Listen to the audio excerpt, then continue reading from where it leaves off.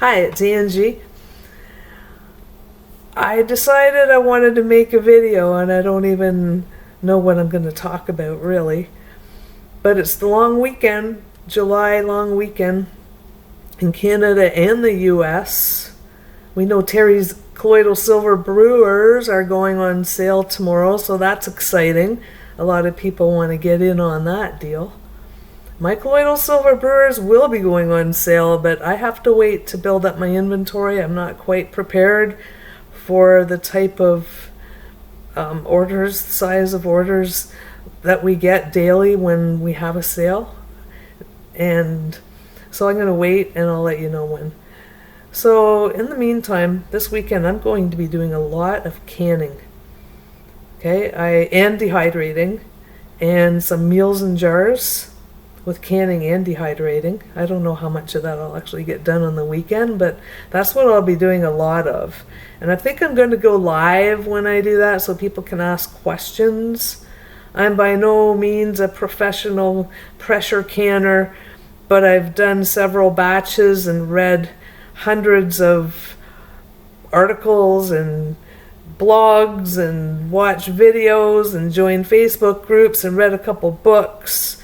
So I have a lot I can share to those people that are new at it, and I can share some idea even for those seasoned canners who have been canning for years, because watching the seasoned canners on YouTube and Facebook and everything,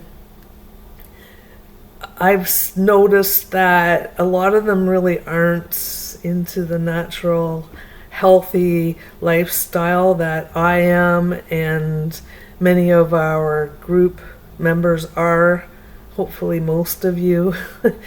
So although they have a lot of good ideas and some really good recipes and instructions and things that I'm so thankful for that they're there, otherwise I wouldn't know half of what I've been learning.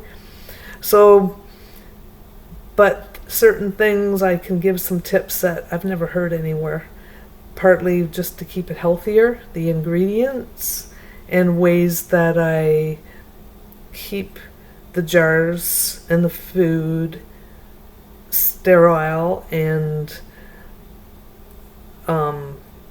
free of any microbes or anything like that, because I know a lot of people do different things with the jars. Some of them put them in the oven to heat them up. Some of them say you don't have to do anything because it's pressure canning, it'll kill everything. Some of them put it through the sterilization cycle in the dishwasher. Some put them in a pot of water. Me, I missed it with colloidal silver.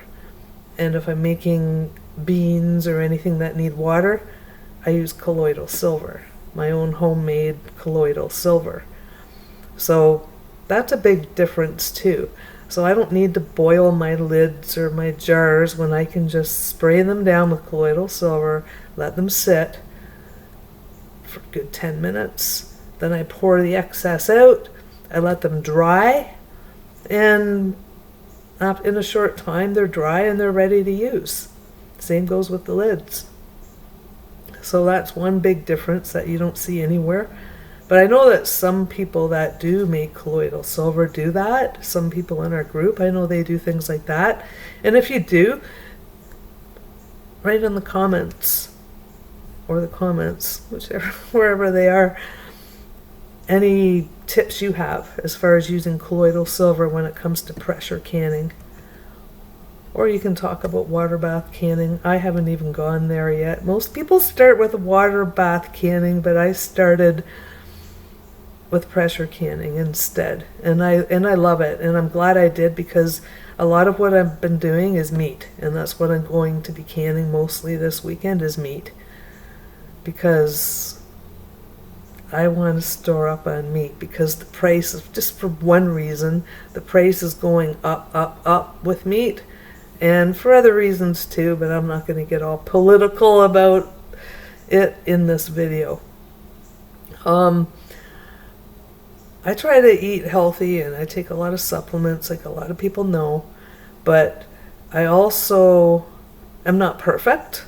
So I'm going to show you one of my imperfections now. It's the long weekend, and when I was out, I decided I deserve a treat. And it's not the healthiest thing ever, but it sure is a lot healthier than most things people do.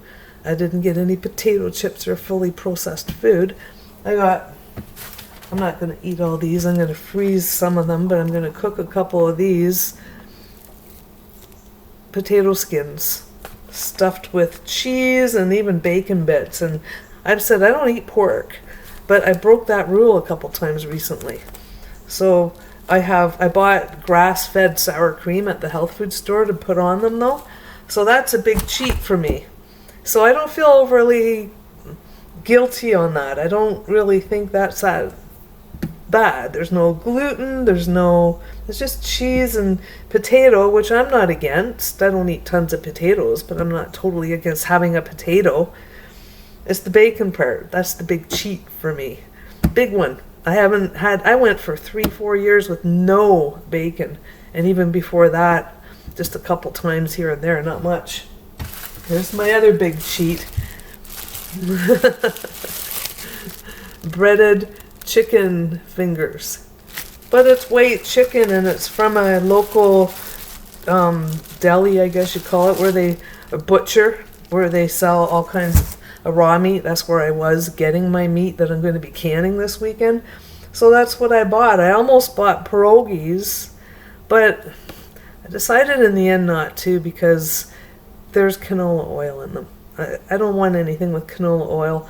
And that got really strong in my mind about not having canola oil. So that's why I've managed to pretty much break my potato chip habit.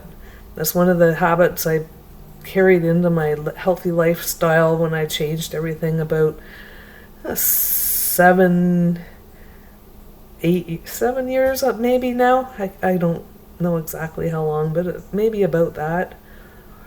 6, 7. Okay, so that's a big cheat for me, but otherwise, I bought really good stuff for the weekend. I bought I'll show you a couple things. Some kombucha. I love my kombucha. This is grape. So that's, aside from some sugar, which isn't the best thing, there's nothing wrong with kombucha. It's good. It's got beneficial bacteria in it. And you know what happened? I had some kombucha and I left it out of the fridge because I took it somewhere. Hold on a sec. I'm going to close my fridge. I took it somewhere and to my sister's on Father's Day. And I ended up bringing it home because I was drinking something else that day and left it out for a couple days, 3 days maybe. And it wasn't just one bottle, and there was another brand too. But the bottom of the bag that I had it in, it was like a cooler bag, was covered in kombucha because this had siphoned out, so it was down to here or something. So that told me, oh, so it was left out of the fridge, so therefore it just started fermenting more. So I thought, well, what would happen then if I do that on purpose, only don't let it siphon, keep it out and be up. See, even now, I just turned it a tiny little bit. I didn't even really turn it, and I could hear it as the gas is built up by the bacteria. But what would happen if I did loosen it right off and left it out for a couple days on purpose, but kept burping it? Did you hear that? It's not going to bubble up. If you shake, it's like soda pop in a way. If you shake it up too much, it could explode or it could fizz out all over the place. But this is natural carbonation made by the bacteria, which is so cool. So anyway, if I loosened it right off, if I opened it right up, now it's open, and then just left it out and made sure it wasn't on too tight. I'm just saying because the store brands of kombucha are too sweet, as far as I'm concerned. Because the one thing about kombucha or anything fermented with sugar, you can control the amount by deciding how long you want it to ferment. So I'm going to try leaving this out and see if I can get rid of some of the sweetness, just so it's less sugar. So that's another treaty thing I bought today, and that's about it. I don't remember what else really. And this is organic sour cream. I thought it said grass-fed, but anyway, it's organic. So that's going to, I'm thinking of, I don't know what to do with the excess of that because I'm not going to need all that, but it has a good expiry date on it. So I think that's about it. I'm going to pop this stuff in the oven, have something to eat so I can take my supplements. I don't like taking them on an empty stomach, but I do that with my MSM. So I'll stop and come back and show you how I take my MSM. People are always asking, so I'd rather just have a link and say click on this, because I'm tired of explaining it, and unless you see it, you don't maybe not quite get it anyway. And before I go, just by the way, if you've seen any of my past videos, I don't know if you've noticed, but I got a new backsplash. So I'm really happy. The other one was a little bit embarrassing. It was old and tired, and it was even broken up in places and stuff. And there was a gap at the bottom here. There was a gap, so there was a piece of quarter round trim going all along, and it really looked tacky. So I'm a lot happier with this one. I got the greatest guys working for me now. These are jars for my meals in a jar. Jars. And this is going to be a macaroni meal in a jar. See, that was cooked, and then it was dehydrated. I made some of those for gifts last weekend for Father's Day, and it was also my sister's birthday. So I gave a couple of those to my sister and my father, and also some other canned stuff too, meat and everything. This is my dehydrated red bell peppers. They're actually shepherd peppers. They taste about the same, but I like the shepherd peppers better. Mushrooms. I bought more of these to do. I love dehydrated mushrooms. It's one of the easiest things to do, and it's one of the best ones to rehydrate, I find. And I'm going to be making a mushroom powder recipe with this today to put in my meatballs that I'm going to pressure can. Partly because a lot of people put this in instead of flour, or instead of breadcrumbs in the meatballs, because you're not supposed to can grains. A lot of people do. The rebel canners do. But I think this is going to be a lot better anyway, and I don't like to have gluten, and I couldn't get my gluten-free keto crumbs today. Oh, I think I do have a few. I do still have some here, but I'm going to save them for my organic chicken wings. That was another treat I bought myself today, but I don't think that's a big cheat anyway, because they're good wings. And I'm going to put keto gluten-free breading on them. I started doing that recently because it makes it so it doesn't make a mess in my oven, because it's covered in a breading. I got sick of cleaning my little oven that I use for stuff like that.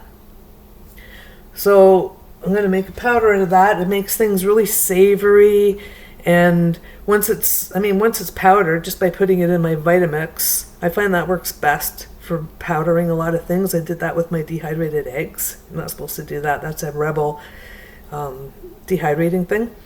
But I've been dehydrating for several years, so I can do that if I want. This is the powder. I'll be making powder, and then I'll be putting spices in it too. And people say they use it for things instead of, is it MSG and something else? What's that other thing they put in better than bouillon? I can't think of the name of it right now, but it's something you don't want. And this is kind of replaces that in a healthy way, so I can't wait to use that. I think it's going to taste way better than breadcrumbs in a meatball. I actually made vegan meatballs one time with mushrooms, and they turned out really good. They're really meaty. They should be in any kind of vegan patty or whatever. I'm not saying that I'm a vegan. I'm not. This is the ground beef. It's another rebel thing to dehydrate. See? That's going in my meal in a jar. And I'll show you how I do that in another video. There's lots of YouTube videos where you can learn to do all of these things. But I recommend that you watch lots of each one. Like if you want to make meatballs and can them, then watch 10 meatball videos. That's what I do, because then I think I take the best from each one, and whatever resonates with me the most or makes the most sense to me, I pick that one. That's what I do. There'll be other things going in there too. That's just the things I happen to get out so far that I want to get putting in those jars.